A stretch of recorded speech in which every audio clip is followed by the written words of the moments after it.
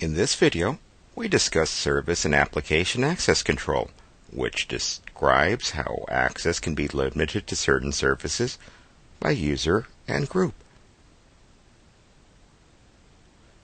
We'll look at some basic network services: NFS, FTP, Samba, and HTTP. As for NFS, there is no direct application access control by user or user group, at least as configured in etc/exports.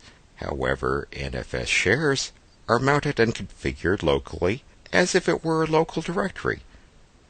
So any control, in other words, ownership and permissions of local files and directories, can also be used to regulate ownership and permissions to remotely mounted NFS shares. But that's based on an appropriate authentication database, so it may also require a proper NIS or LDAP server. FTP shares can be somewhat regulated by user. Based on the default VS FTP service, VS standing for Very Secure, users in the FTP users file are prohibited from access from the FTP service.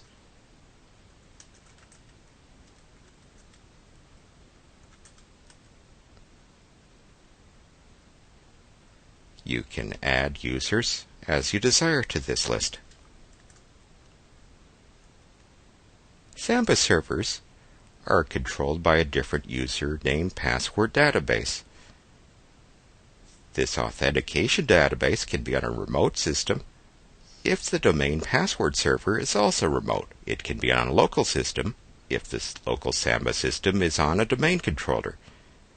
In that case, the database may be in the etc/samba/smb password configuration file.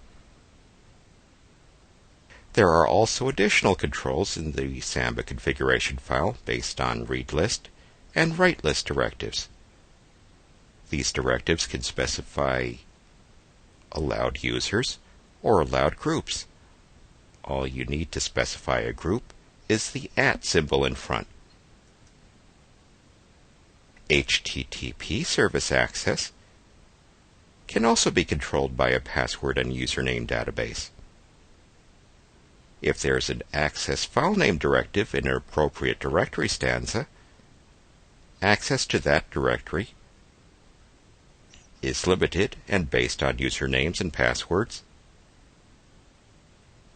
in an associated password file as created by the htpassword command.